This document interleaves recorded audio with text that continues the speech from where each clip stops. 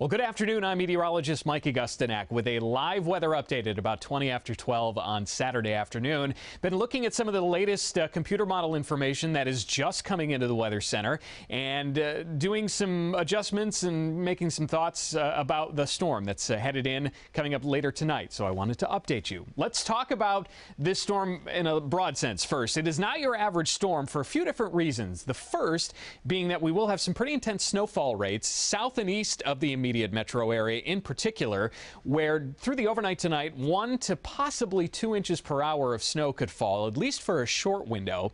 Now this storm will also be moving past us very quickly, so that intense burst of snow will again likely only last a few hours, but we could get quite a bit of snow in just a few hours time through the overnight south and east of the metro.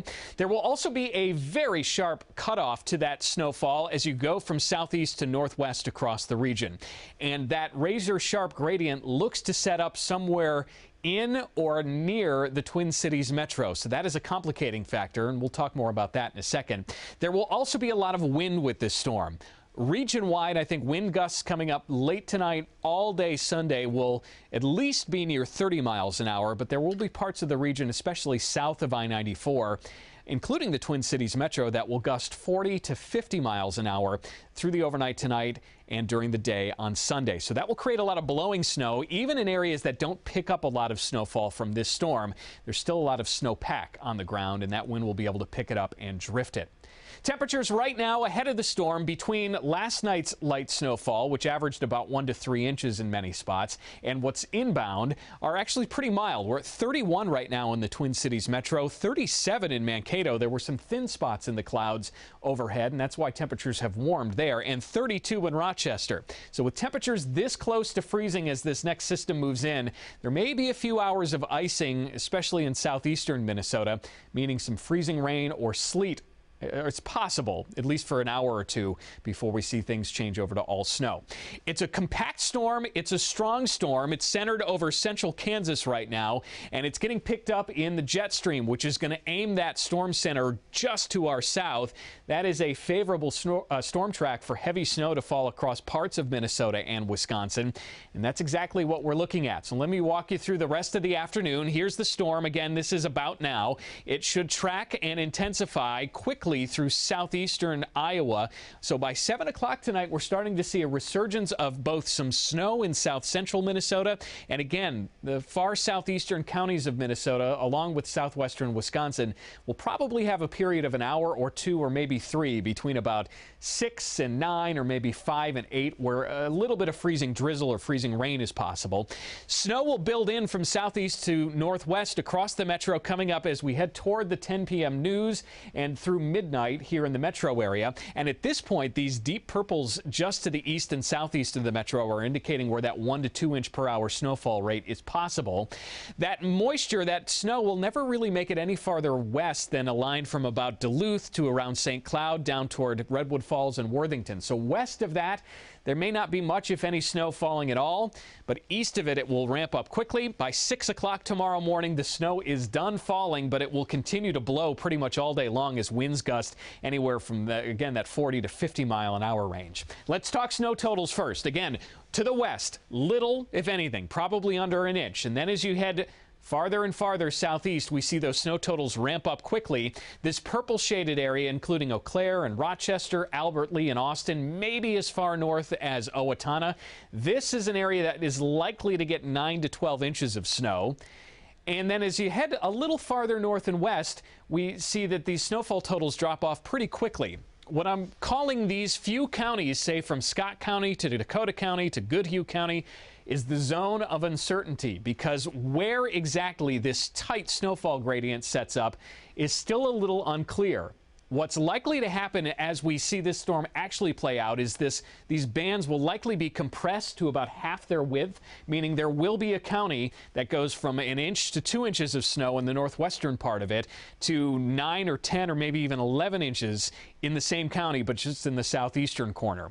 At this point, again, I just don't know whether that's Dakota County or Goodhue County or a little closer to Rochester. So everybody in this zone of uncertainty sort of needs to be ready to roll with the punches inches, as there could be quite a difference in how much snow you receive with just a 10 or 20 mile track difference with this storm. It does look likely, though, that again, as you head up towards St. Cloud, the West Metro, the North Metro, up toward Duluth, we're talking about 1 to 2, maybe 3 inches of snow out of this next storm.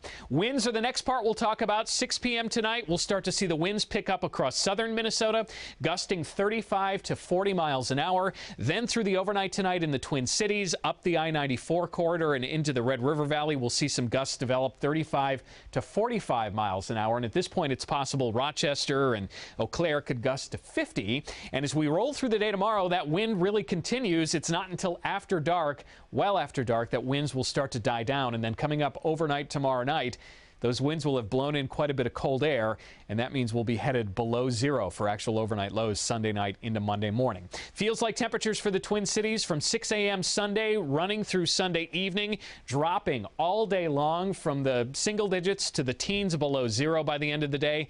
And then by Monday morning, feels like temperatures will be in the minus 20s. And that is part of what should be 2, maybe 3 weeks of well below average temperatures.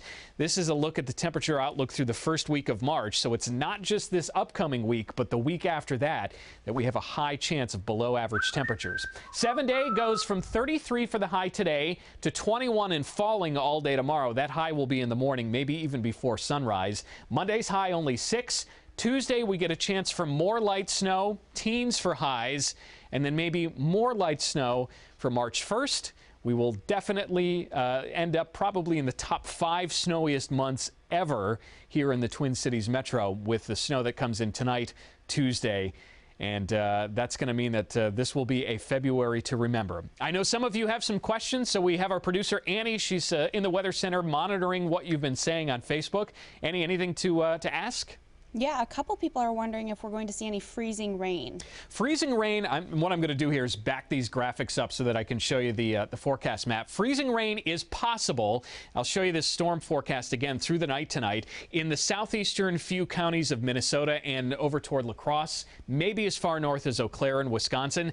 That's from about 5 to 7 or 8 p.m. tonight. And then what's going to happen is that storm goes by and starts to get even more intense. North winds will come in. It will blow any low-level mild air out and will quickly change over to all snow. So there could be maybe 1/10 of an inch of freezing rain in a couple of counties in far southeastern Minnesota early this evening, but that is not the main concern. The main concern for you guys should be the heavy snow and tomorrow the blowing snow.